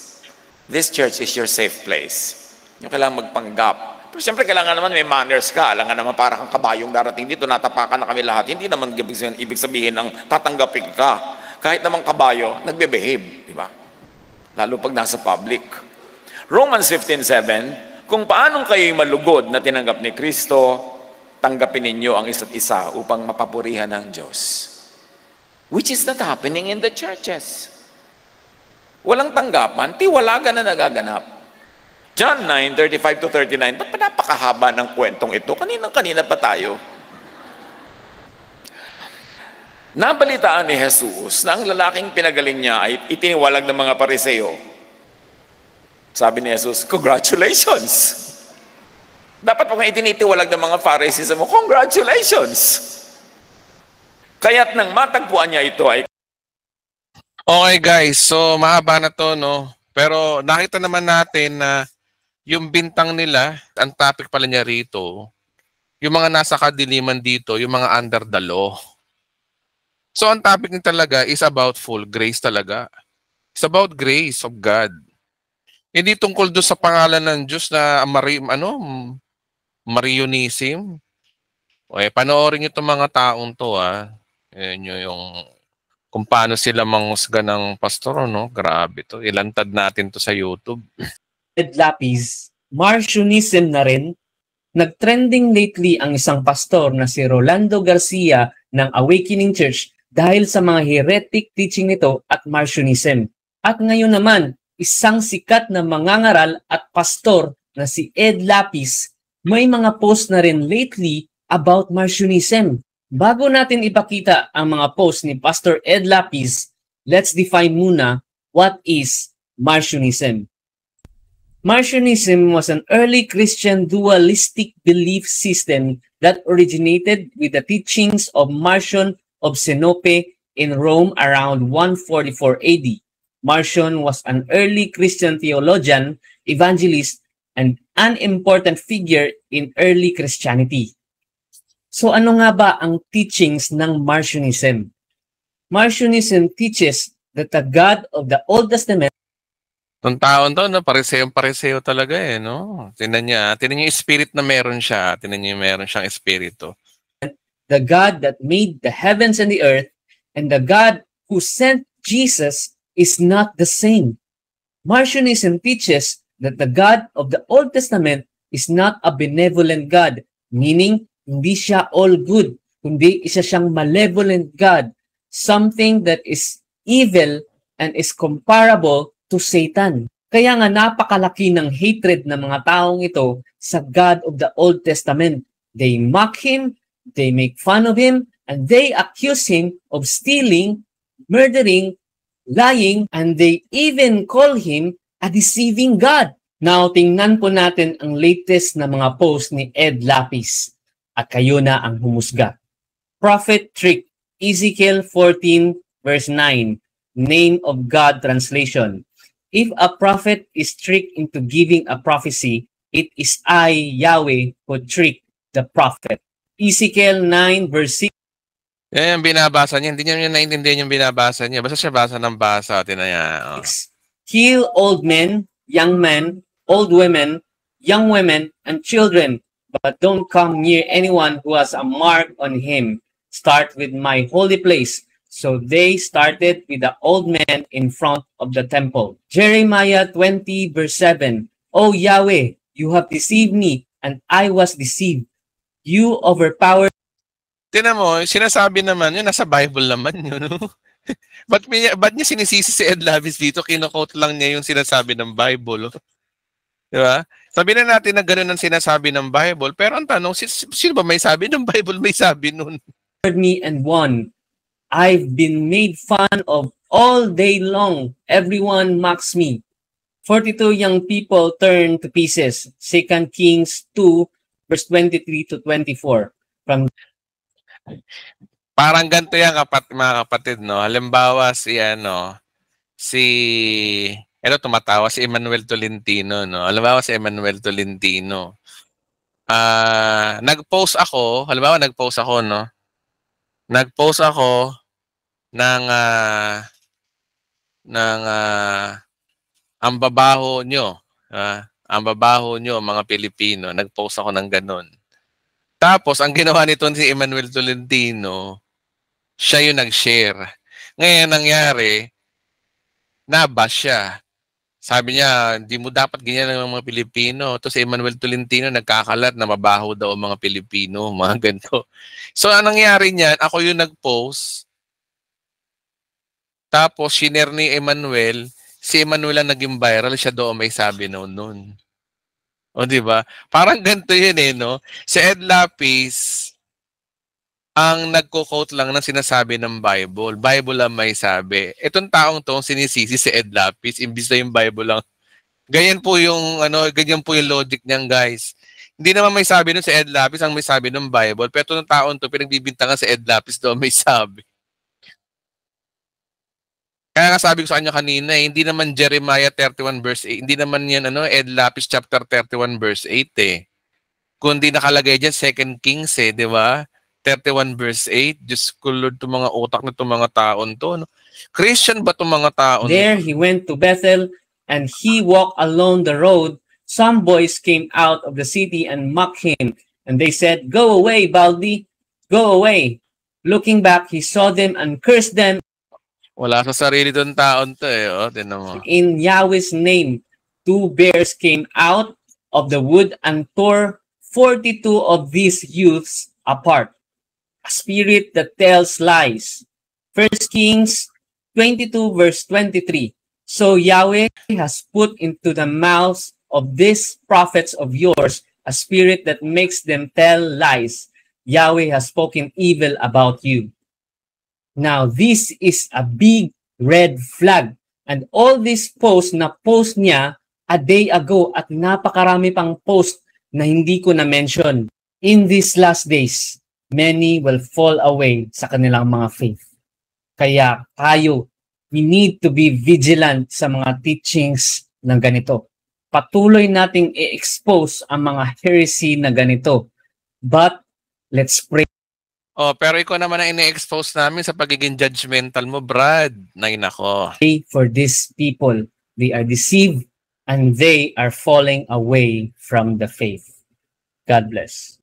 Nag-God bless pa to. Anong God bless? Ay nako kapatid, ewan ko sa'yo kung kapatid ka namin Pag God bless ka pa, Bible ka pa, judgmental ka, Brad. Ayun ang problema mga kapatid. Ito yung one of the example. Ito, Living Hope Ministry, Ganda pa naman ang pangalan ng ministry nyo. Diyos ko. Pariseo. Alam nyo, guys, sa totoo lang, hindi dapat ganito ang ugali ng isang Kristiyano, Yung, lalo na't pinag-aralan naman natin yung video kanina. Hindi naman yun ang tinuturo ni Ed Lapis. Di ba? At saka marami po yan, mga kapatid. Mga, marami po yan, Ito yung mga in-highlight nilang video. Ba, susugan, Para lang ba i-emphasize at ituloy ang mga katuruan ng mga religious leaders noon? O para ba Tingnan nyo, no? Yahweh, full of darkness. Hindi daw tunay na Diyos. Yung ba ang topic sa video na to? Pinanood naman natin, di ba? Hindi naman yan ang topic. Pero tingnan mo yung mga ano nila, mga caption nila, mga tao to. Pero to mga to, mga born again daw to. Mga Christian daw sila, ha? Magaya nito, Christian daw sila. Oh. Sabi ito, no, ginawa niyang darkness si Yahweh at light si Jesus. Ginawa niyang hindi tunay na Diyos si Yahweh. May sinabi bang ganun? Dahil sa kadiliman daw ito.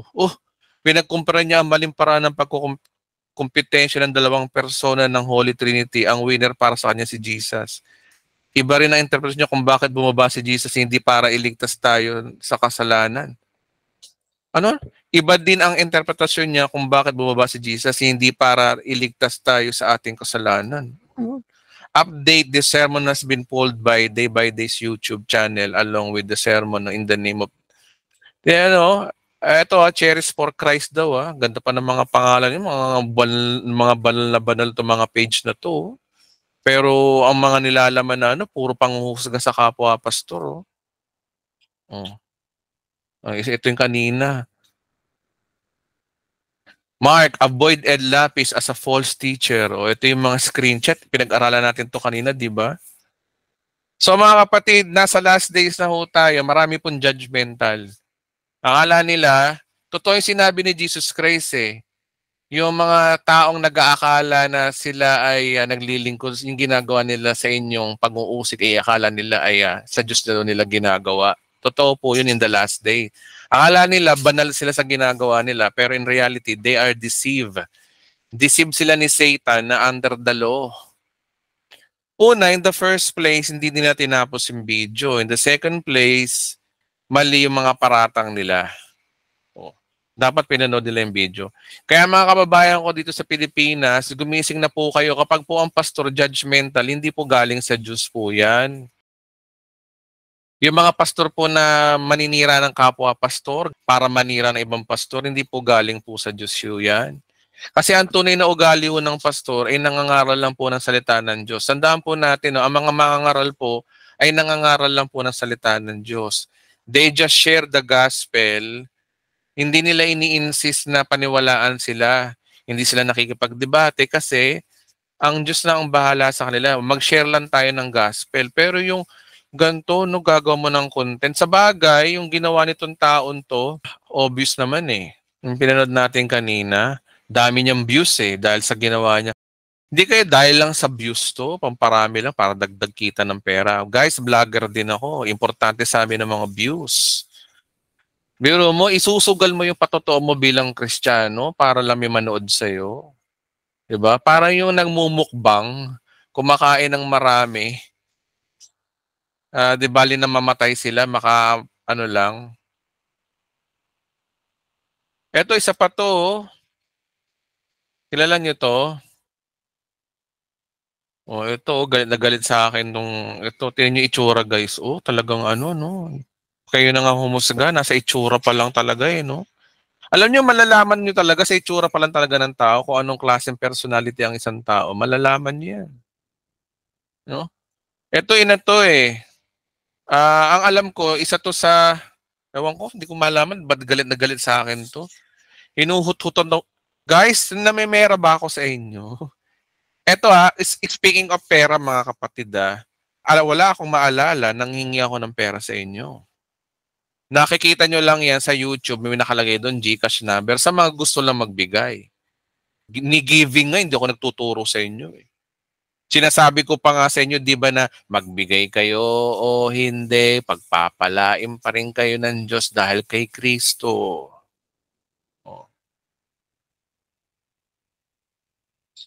Tsaka ito bang gawain natin, may offering time? Wala naman, di ba? Hindi naman tayo nagko-collect. Basta ako, aral lang tayo. Ngayon, hindi ko maiiwasan maglagay ng GCash number dyan. So, bahala na kayo, magbibigay kayo o hindi. Pero wala sa pilitan doon. Hindi nyo nga nabanggit sa akin. Pero itong taon to, grabe ako pinagbintangan itong taon to, nanguhut-hut daw ako. Tingnan nyo itsura guys. Ay Diyos ko. Sus, bala na nga kayo dyan sa taong yan. Mga kapatid, marami na ang mga bulaang propeta po talaga ay makikita ko sa ugali. Kapag ang ugali ay puro palaaway, puro negative, puro judgmentalism, puro paninira sa kapwa pastor, sila po talaga yung totoong bulaang propeta. Kasi ang totoong propeta po, hindi po nangaaway, hindi po naninira para lang dumami ang views. Totoo yung sinabi ni Jesus Christ nasa bunga by their fruits. Makikita niyo talaga. Kilalanin niyo yung ugali ng pastor niyo, guys. Kapag ang pastor niyo ganyan ng ugali, yung may sinasabi, marami sinasabi, pag talikod ka, ay yan ang tanong, talaga bang Kristiyano siya? Kasi 'di ba ang yung patotoo ng pastor ang mahalaga ho rito kasi ang Bible ho binubuhay po ang Bible. Ang dami mo mga alam sa Bible, ang dami mo alam sa theory, pero bagsak ka sa karakter. Di ba dapat nakikita sa buhay natin na tayo talaga ay nagbago. Hindi buhay unbeliever. Pero itong mga pastor na to, yung mga walang ginawa kundi mga manira ng ibang pastor. Eto, sino to mga to? Si Tetelestay. Tetelestay okay naman siya. Okay naman siya. Bata pa to Kaya masigasig din. Parang ako nung araw, bata, mahilig mag-research. Okay, so yun lamang po mga kapatid. Sa tingin ko, enough na po yun. Pasensya na humaaba. Ginagawa ko tong content na to para ipagtanggol ko rin si Pastor Ed Lapis kasi si Pastor Ed Lapis isa ho siya sa aking umattend ako dati sa Makati sa Day by Day dati. So naalala ko siya nung araw, nagtuturo siya ng cultural redemption na andun ako noon. Kasi nga mga musicians kami, tinuruan kami ni Pastor Ed Lapis ng yung mga kulintang, yung mga Filipino instrumental. Napakagaling niya sa music. So simple lang siyang tao, nakabarong lang siya na Filipino talaga. Medyo bata-bata pa siya kasi nga bata pa siya. Kung mas bata-bata pa siya mas bata siguro ako. Joke lang. Okay, so pwede na ho tayo magtanong kahit 2 tanong lang po mga kapatid, open nyo lang po, open ko lang tong mic, Hello po, good evening. Good evening po. Ayaw po, Pastor, magandang gabi po. Ganda po ng topic, Pastor, may tatanong lang po sana ako. Related naman po ito sa naging topic. Tanong ko lang, Pastor, yung tukol sa, di ba po, ang law ay galing kay Moses. Ano po ba yun? That was given to Moses, tapos ang grace and truth came from Jesus Christ, di ba po? Tanong ko lang, Pastor, yung bang law, yung bang kautusan na yun, yung parang nabayaran na ni Christ, o kumbaga parang wala na po, di ba, Pastor? Yung ba yung yung sinulat ni Moses, yung binigay lang kay Moses, o kasama po dun yung Ten Commandments mismo na inukit ng Panginoon sa bato po? Kasi alam niyo po kapatid, ano ba ang Ten Commandments? Ang dali-dali lang naman ng Ten Commandments, di ba? Bakit big deal sa ibang mga Kristiyano yan? Tignan niyo ano ba ang Ten Commandments? Basahin natin Napakadali lang naman itong Ten Commandments na ito. Tsaka itong Ten Commandments na ito, ito yung 10 utos noong panahon nila Moses. Panahon na nililikas sila. Kasi katatayo lang ng bansang Israel nito Kumbaga nagbigay na ang Diyos ng initiation sa kanila. Una, itong utos na ito, napakadali lang naman sundin Kahit elementary school Akong si Yahweh ang yung Diyos, maglabas sa Ehipto. Sino itong naglabas sa Ehipto? Ikaw ba? Pilipino ka ba? Hindi mo Pilipino Ano ka? Pilipino, galing ka ng Ehipto? Diyos ko. Sino kausap dito? Hudyo. Sino diba? Ang intindi po kasi nila, Pastor, ang na-demolish daw yata, kumbaga parang nawala na pong kautusan, yung sinulat lang ni Moses, yung sa yung Leviticus po ba, sa Deuteronomy. Pero yung 10 utos daw po sa bato, iba raw po yun sa wala na po ngayon. Kasi di ba, lagi natin sinasabi na pinalaya na tayo sa kautusan. Yung kautusan daw na tinutukoy doon, Pastor, hindi raw po kasama yung 10 utos. Kasi bukod daw po yung 10 utos sa sinulat ni Moses na kautusan. Oh, sa Bible 'yun. Kaya sinabi ng pag sinabing law, kasama din yung moral law, ceremonial law. Yung ang alam ko, Pastor, lahat na po, Pastor, di ba? Lahat na po yung 613 laws. Oo naman. 613 laws. Pag sinabing law of Moses, tsaka pangatlo, no? Tsaka itong 10 commandments, ito O sabihin natin, patulan na natin, no? Ang dali lang naman ng mga utos. Huwag kang sasamba sa ibang Diyos maliban sa akin. Ang dali nito. Kaya, nagagawa ba natin sumamba sa ibang Diyos sa ating mga Kristiyano? Hindi. Huwag kang gagawa ng imahen. Gumagawa ba tayo ng rebulto? Di ba? Hindi naman. So, kumbaga, Pastor, hindi rin natin nasusuwayan sa 10 na yan kung sakali, no? Masuway mo o hindi, ano ngayon? Masuway mo to o hindi, pinatawad ka na nga. Binayaran na ni Kristo ang ating mga kasalanan. Di ba? Ngayon, gagawin mo to hindi para maligtas. Wala dyan ang kaligtasan. Gagawin mo to pagkatapos mo maligtas. Pag ligtas ka na, ikaw nga, subukan mo kapatid, no? Pumatay ka ng tao. Ano mangyayari sa'yo? Sige nga. Sabi dito, huwag kang papatay, di ba? Ano big deal dito sa 10 utos? Kung tutuusin nga, kahit hindi ka nautusan, kung matino kang tao, ba't ka papatay? Bakit ka magiging baso sa magulang? Bakit ka mangangalunya? Bakit ka magnanakaw? Bakit ka maninismis? Di ba? Magbibintang ka ng hindi totoo. Alam mo yung mga taong rules, mga bata lang, pambata lang po to eh. Di ba yung mga bata, puro bawal. Nung bata tayo, bawal, di ba? Pero nung tumanda tayo, may pinagbabawalan pa tayo, nasa hustong gulang na tayo eh. Kaya yung mga hustong gulang na, yung mga legal age na kagaya natin, hindi na kailangan ito eh. Kasi automatic na tayo hindi naman ganito eh. Para sa bata lang to eh. Kaya yung mga mahilig sa mga law, may yung mga isip bata pa talaga eh. Totoo lang. Saka pangatlo, ang issue rito, yung kaligtasan. Pagdating sa kaligtasan, hindi na kailangan ng law. Kasi ang topic kasi natin is about salvation. Ngayon, pagkatapos mamaligtas, di sundin mo tong utos na to, wala namang masama. Di huwag kang pumatay. Huwag kang magnakaw. Huwag kang sasaksi ng walang katotohanan. Huwag kang gagawa ng rebulto. Hindi na big deal po ito, mga kapatid. Hindi na big deal. Opo, Pastor. Kasi, Pastor, mahilig kasi ko nung nakaraan mag-post about sa kay Pablo na pinalaya tayo sa kautusan. Yung mga dati ko po kasing kasama sa church, may mga pastor po akong friend doon. May nag-comment po isang pastor. Sabi niya, pastor po yun ng malaking church. Ang sabi niya po, kung totoong wala na tayo sa kautusan, ibig sabihin, yung 10 utos, yung wag kang sasamba sa Diyos-Diyosan, wala na yan, may katuwiran pala Katoliko. Kumbaga nagulat ako, pastor ka, ganun yung hindi, alam nyo kung saan nagkakatalo yan. Ito, para hindi kayo mga malito mga kapatid. Yung pag sinasabing wala ng bisa ang kautusan, pag-usapang salvation. Kaya linawin nyo to pag-usapang salvation, hindi sa pagsunod sa kautusan ng kaligtasan. Ngayon, pag pwede mo i-apply yan, hindi sa para maligtas, kundi para mamuhay ka ng tahimik. Kung gusto mo mamuhay ng tahimik, sumunod ka sa 10 utos. Kumbaga, diba? Bunga na lang siya, no? Bunga. Bunga yan eh. Diba pag halimbawa Kristiyano ka na, para magkaroon ka ng katahimikan ng pag-iisip, di huwag kang pumatay, huwag kang magnakaw, irespeto mo magulang mo, huwag kang rumebelde. Ang issue kasi dito, kapag itong kautusan na to ay ginagawa mong bisa para ikay maligtas, yun ang big deal doon.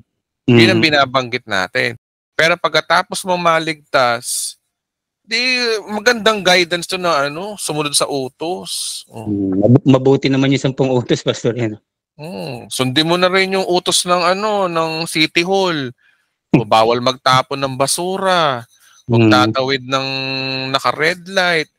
Batas trapiko, ang daming utos na dapat mong sundin para magkaroon ka ng katahimikan ng buhay. Ilugar raw natin yung utos kung saan. Salvation ba ang issue o hindi? Pag salvation, walang utos. Kapag naman matahimik na buhay, sumunod ka sa utos, sumunod ka sa batas. Yun po yung tinuturo natin dito, Brad. Mm. Hmm.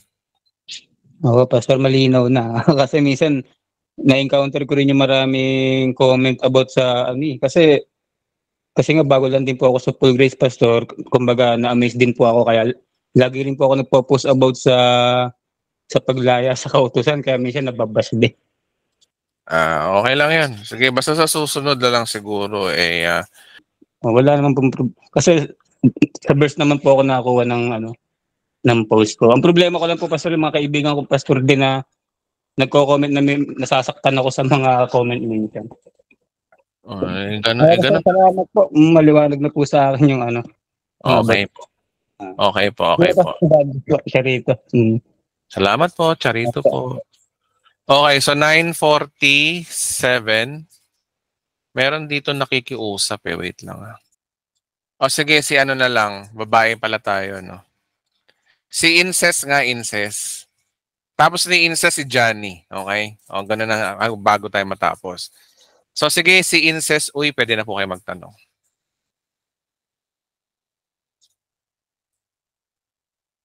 Hello? Pwede ka Incest? May tao po dyan. Tao po. Hello, Pastor. Sorry po. Inanap ko yung speaker eh. Sige, yung mic sige. pala, sorry. Pastor, Sige, tanong ko lang. About po ito doon sa katapusan ng mundo na videos niyo. About po doon sa, ano ba yung Anti-Cristo, di ba makikipag-covenant siya sa Israel? Mm-hmm. Ano po yun, Pastor? Yung covenant po ba niya mauuna sa rapture? Or during po after rapture?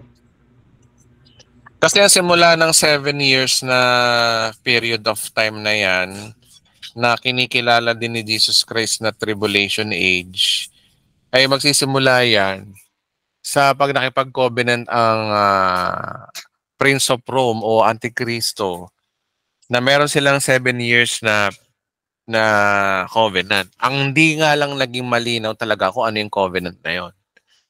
Di ko alam yun, Brad. Kapatid, di ko alam yun. Basta merong covenant na mangyayari doon. Tapos sabi daw doon, i-break daw yung covenant. Basahin nga natin. No? Ang hirap kasi magsalita ng walang Bible verse. Baka sabihin na naman ng mga kaibang channel natin wala kang Biblia, Edwin Teka lang Daniel 9:27, nakasulat po yan. Daniel 9 verse 27. Sabi dito, ang pinunong ito'y gagawa ng isang matibay na pakikipagkasundo sa makapal na tao. Wherein ito nga Israel. Kasi ang context ito about sa Israel di ba? Israel yan. So Israel ang binabanggit dyan by its context. Sa loob daw ng 7 taon. Kaya yung 7 years na yan, biblical. Sabi rito na pagkaraan naman ng 3 taon kalahati, pipigilin niya ang paghahandog. Itataas niya ang sa templo ang kalapastangan ng walang kapantay. Sa tingin ko, ang covenant na ito is regarding sa templo. Tungkol sa templo. Nalalapastangan ang templo. So, ibig sabihin mga kapatid, ang issue dito is all about magsisimula ang tribulation kapag meron ng peace pact. Kasi kaya ko natanong yan, Pastor, kasi may nakita ako sa Facebook about kay King Charles. May kasi siya may parang proposal ba yun na mag-aano siya ng peace and security between Middle East, lalo na daw sa Palestinian and sa Israel. Kaya parang nag-wonder ako kung mauna ba talaga yung peace muna. Then, saka yung before mag 7 years, mag-i-start na yung covenant. Then, di ba mauna ang rapture? So, parang nag-wonder na pag-isip ako na parang may similarity dun nga sa nabanggit nyo sa katapusan ng mundo. Kasi kapatid, ganito yan no? Alam mo ba na maraming, sa history ng Israel, marami na nagkaroon na ng covenant sa Israel. Panahon pa yan ni George Bush. Panahon pa ng panahon pa nung simula noong 1948. Panahon pa ni Clinton. Meron ng ganon. Donald Trump, yung anak niya, meron ding ganon. Tapos yan may bago na naman. Natural yan may covenant na ganyan. Ang pinaka-keyword dyan, para mas maganda, malinaw tayo, mag-rapture muna. Pag nag-rapture, after nun, pag may covenant na, ayun na yun yung simula. Pero hanggang di pa nag-rapture, hindi natin pwedeng consider yan na yun na yung simula. Nandito pa tayo eh. At saka sabi sa Bible, hindi lalantad ang Antikristo kung nandito pa ang church. Kailangan alisin muna tayong mga umahadlang. Sabi sa sabi doon sa ni Apostol Pablo, na mawala muna ang banal na spirito, mawala muna yung umahadlang, wala muna ang mga Kristiyano sa mundo bago lumabas ang Antikristo. Kung si Prince Charles pala yun, wala na. Hindi prophecy fulfillment yun. So, ang timing talaga niyan, hindi natin makikita ang Antichrist dito sa lupa. Kasi mararapture muna tayo. After ng rapture, ano man yung correspondent na magiging covenant doon, yun na yung simula na yun. Simula na yun. Pero yung ngayon, nandito tayo, tapos may covenant na ganyan, hindi yan ang Antichrist.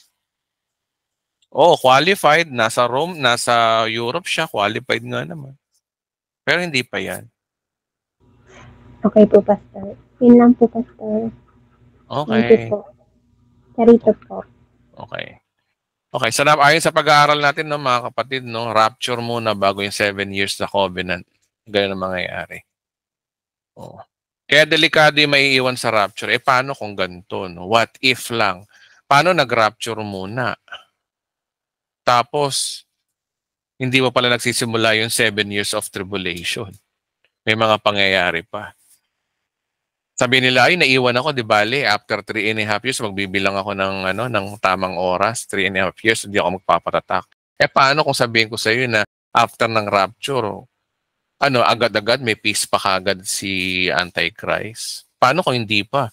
Paano kung it takes years pa bago magsimula yung ganon, di ba? Kaya delikado rin yung mga gusto maiwan sa rapture. Di ba? Kaya the best time talaga ngayon, huwag ka maiwan. Manampalataya ka na sa tinapos na gawa ni Kristo, tanggapin mo yung gospel. Para nang sa ganun, hindi ka maiwan. Okay, so si Johnny Fernandez, no, nakiusap na to, no, at ito na yung huli nating tanong. Sir Johnny, pwede na po kayo magtanong.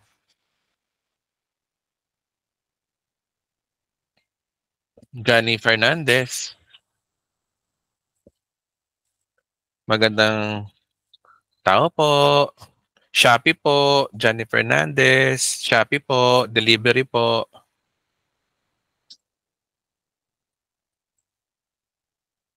Parcel po, Sir Johnny.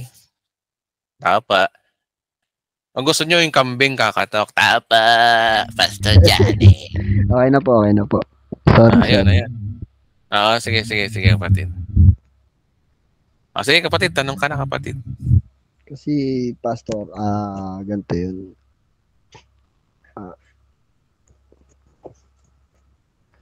Sige, kaya mo yan, kapatid. Kaya mo yan. Siyempre, ako, na bilang Kristiyano, natatakot din ako mag-share, kumbaga.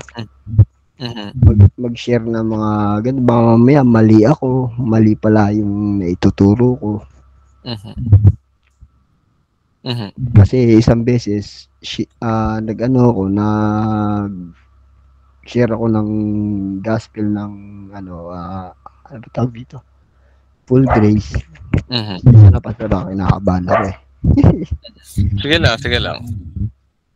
Ngayon, ang bitaw niya sa akin is iisa lang naman tayo ng sinasamba.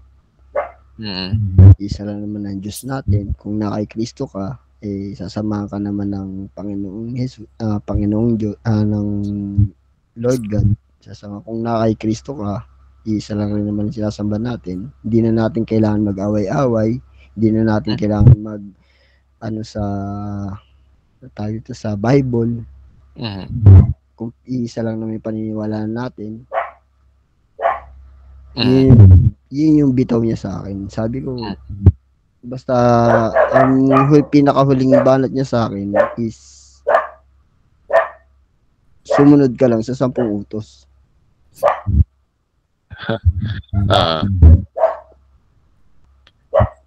Ngayon, medyo na ano ko sa kanya, sabi ko, kung iisa lang naman pala, kung halimbawa nananampalataya naman pala siya, nananampalataya rin tayo, syempre, di ba? Mm. Nananampalataya rin lahat sa kay Jesus Christ. Mm. Ngayon, ano bang pinakamagandang yan sa kanya advice? Ganito lang yan, kapatid, no? Sa sitwasyon mo. Alam ko naman na... Teka lang, nasa ka na ba? Mute lang muna kita sandali. Wait lang. Sige po. Alam mo, kapatid, ganito yan, kapatid na Johnny, no? Naintindihan naman kita. Ako rin ganyan nung dati. So, according to my experience, mas the best pa rin talaga na before we share, pag-aralan talaga muna natin talaga yung buong full grace. Pag-aralan natin para sharp tayo. Kasi alam nyo, ang full grace teaching po kasi ay napakahabang paliwanagan. Kaya mahirap po yan sa mga taong yung mga mabilisan, mahirap po. Yun ang katotohanan nun. Ang the best mo niyang kapatid, pag-aralan mo yung full grace. At baka malaking tulong sa iyo yung channel natin dito sa The Bride of Christ sa YouTube at saka dito, mga linggo-linggo nating services. At para mas mataas pa ng konti ng level ng konti, kay Bishop Emmy, atin kayo doon. Pag-aralan niyo yung full grace, mga kapatid. Then, kasi para nang sa ganun, mayroon kayong tamang approach. Mahirap kasi yung ganun na hinug pa. Buksan na parang hindi mo pa kayang ipagtanggol ang full grace pag ganun. Kaya maraming mga mga bintang din sa atin to mga perverted na to kasi nga yung mga share din natin mali-mali rin. Iba nga mga nasa full grace, minsan perverted pa tinuturo. Kagaya nun, meron ako nakakita nun, no? Full grace siya, maatin siya sa akin. Ayoko na lang magsabi ng pangalan. Basta napun ako lang yun. Yung mga pinopost niya laban lang, laban. Kakayanin natin to. Sa ating pamilya, laban. So, makikipaglaban ngayon kasama natin ang Diyos. Pero full grace na yun. Sabi ko sa sarili ko, anong pinaglalaban nito? Tapos na laban. Bakit? Ano ilalaban mo? Diba? So, kapatid, ganito yan, maganda talaga, muna. Relax lang, chillax. Ito, mga kapatid ko, enjoy niyo yung pag-aaral. Masarap mag-aral. Aralan muna tayo. Para nang sa ganun mag-share tayo ng Word of God.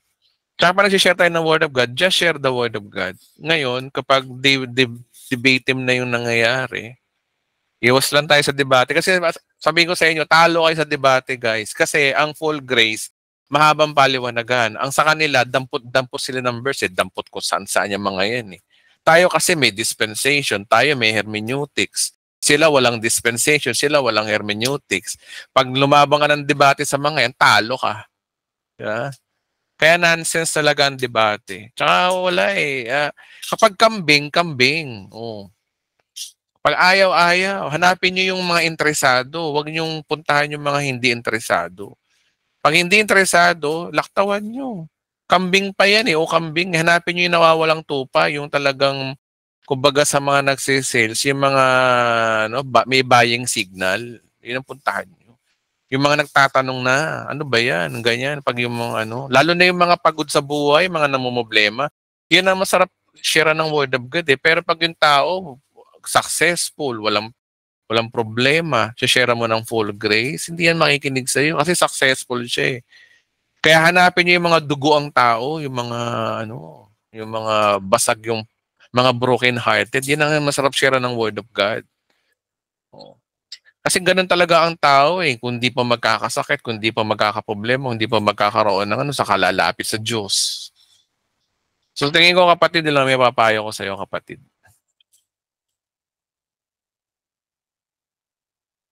Hello, Shopee po uli. Hello. Nasa si Johnny Fernandez. Hello, Johnny. Hello po. Yan. Yung kapatid. Lagi po kasi siyang nag-share. Kaya ang naisip ko kagad,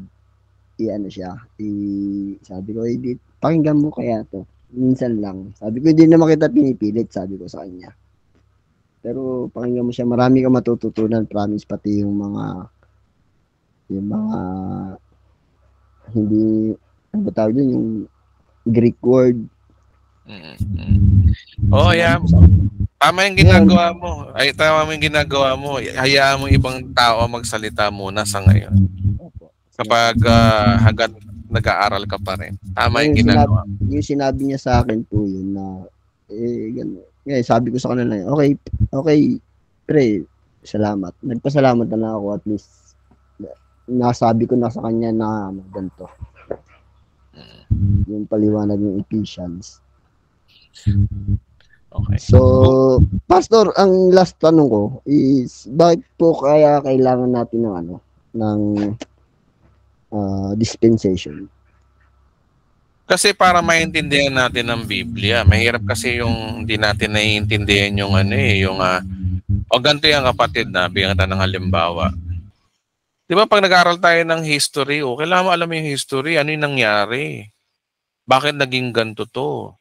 Kahit sa malilit na bagay mga kapatid, di ba pag halimbawa nga ang doktor, di ba, hindi nagpe-prescribe ng ng gamot, nang hindi mo niya chine-check up, check yung BP, check yung sugar, check yung dapat i-check sa kanya.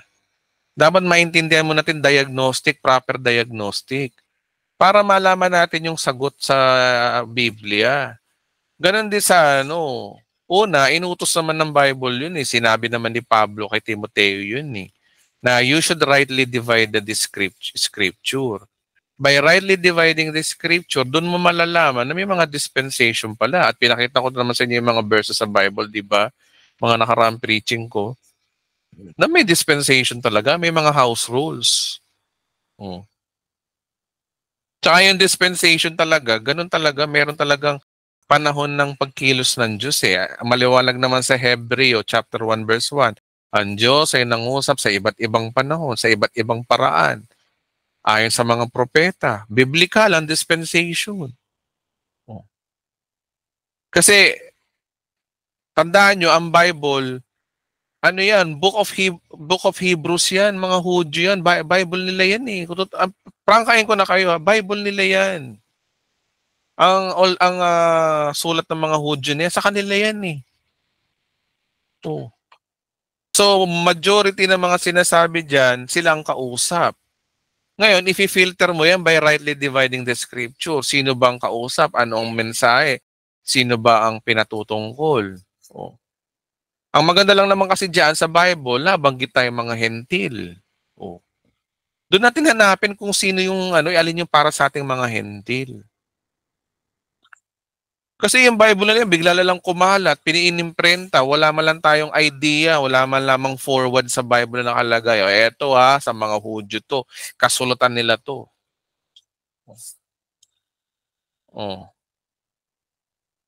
O kayo nga, ganito yung Constitution ng Pilipinas, dinistribute sa buong mundo. Parang gano'n nangyari sa Bible eh. Gumawa tayo ng Constitution natin, halimbawa tayo unang sibilisasyon dito, gumawa tayo ng Constitution. Nakalagay sa Constitution, bawal ang marites. Huwag ka magmarites. In-apply mo sa ibang bansa, ano daw yung marites? Tuesday. Nagkaloko-loko na. Di ba? So, merong mga bagay na dapat tayo, wisdom yung mga kapatid. Talino rin minsan talaga eh. Minsan, ang talino galing sa Diyos yan eh. Ang wisdom galing sa Diyos. Mag-isip ka, libro to ng mga Hudyo. Babasahin mo, i-apply mo para sa'yo. Ang ginawa mo, nagpatay ka pa ng tupa. Hindi ka naman Hudyo eh. Gumawa ka pa ng menora. Hudyo ka ba? Ipangili nyo ang araw ng Sabat, nagsasabat ka. Ano ka? Hudyo ka ba? So napakahalaga kapatid ng dispensation, rightly dividing the scripture. Di naman kasi naituturo yan nung araw. Mga nung araw, pag nagtuturo ng Bible, basta buklat, dampot-dampot verse. Uso yun eh.